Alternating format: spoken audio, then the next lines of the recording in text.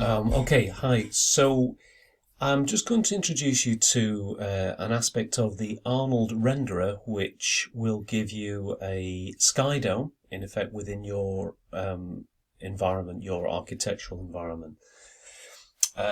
Very simple, very useful tool to get hold of and employ. Okay, so first things first, let's. So I'll introduce you to the scene. So what do we got here? We got a very, very large ground plane. I'll post this document and you can download it and experiment with it. Got a very large ground plane, and I'm just using one physical material for the whole thing.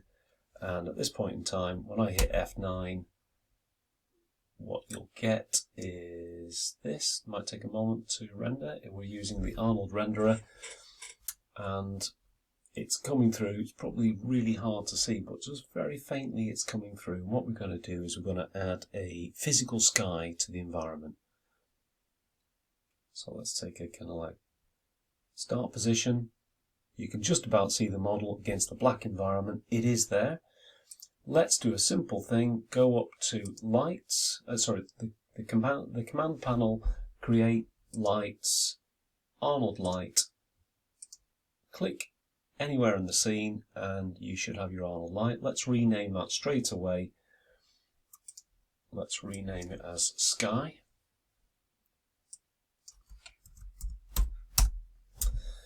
Okay, and just going down the settings here, make sure that it's underneath shape, it's set to Sky Dome. Click the little button here that says light shape visible, make sure that's on. We'll come to the intensity and exposure settings in a moment. At the moment, now that it's in the environment, if I hit render, we're going to get a white background. So just a quick F9 there. F9 for a fast render, and you can see straight away, I'll not let it go the whole way just to save a bit of time, but you can see we've got a white background which we can change anytime we want.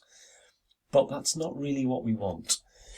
What we're looking for is a sky dome. So let's go over here, select our light, and in the texture area we're going to add a sky map or a physical map in there. So in order to do that, I'm just going to press M for materials, and there's my material window popping up. I'm using the slate editor. Right click, maps, let it load. Seems to be taking a bit of time to load there. Is there a render still going on in the background? I don't think so. Right click, maps, Arnold, environment, physical sky. There's our physical sky, and all we do is we wire that into the texture map there, and we choose instance. Okay, I'll just close that down for a second. And so basically we have a sky dome now, as long as you checked the light shape visible. As soon as we hit F9, we'll have our generic blue sunlit blue sky in the scene, and you'll notice straight away that there's a blue cast to the building that was previously white, and that's a kind of atmospheric light from the physical sky. That can all be changed, but just to get you up and running, that's how simple it is to get that physical sky in there. And if you're doing your prototypes and you want to do some nicer renders, because in the previous video we looked at the idea of just using the light tracer as a fast rendering engine while you're playing with modifiers and shapes. Once you've settled on your forms that you're interested in, you can render a nicer render out using the Arnold render engine. And if you're not familiar with it, I'll just clarify that if you go to render setup, you just need to select it here, Arnold renderer.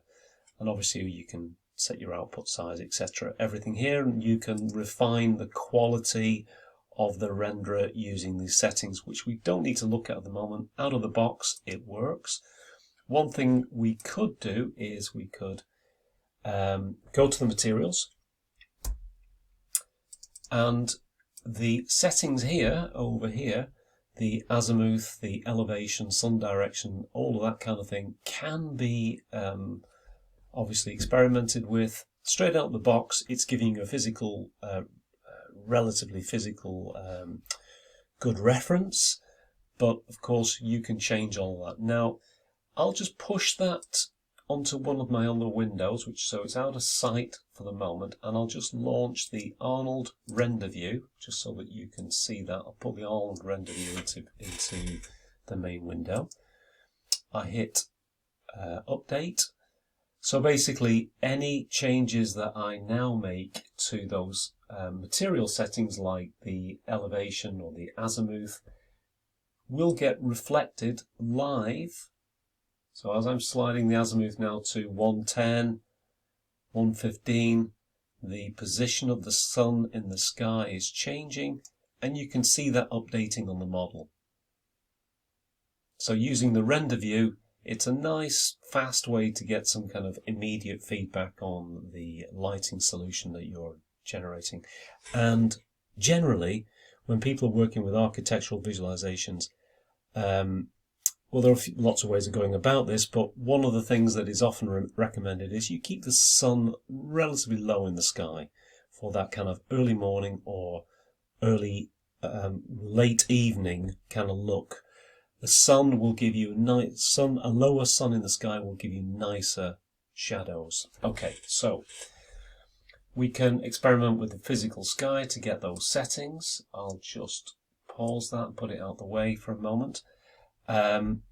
There is something else that we can also do. We can add a physical camera to get even more control over the render. And in order to do that, I'm just going to hit Control and C to convert my perspective view into a physical camera. Here we go. There it is. So there's my physical camera landing in my Scene Explorer. And again, what I'll do is I'll just pull the live view over. I'll hit Update. Now, the physical camera has, in effect, all the properties of a contemporary DSLR camera. So this is emulating a single lens reflex camera, and things like depth of field, aperture, shutter speed, ISO can all be emulated using this camera. And one of the probably most important features that you're going to look at, the most immediate features you're going to look at, is the EV setting. So underneath exposure, the target EV is set to 15, which is generally a sunny day, and the light is evaluated at exposure valuation is set to 15.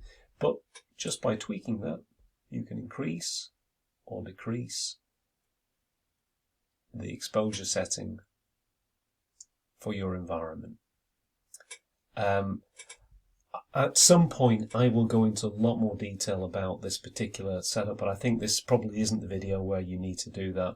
But if you want to experiment with a physical sky, with a physical camera as well as a physical sky, it's easy to do. At the moment, I'm just using the out of the box settings, but you know, things like field of view, etc., can all be changed. You can zoom in or go for a wide angle view from this particular window here, which is really nice to use. Very, very user friendly, I think.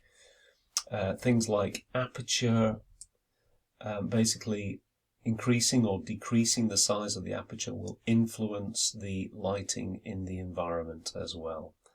Okay, I'll just leave it there for the moment. Rendering times are slowing slightly.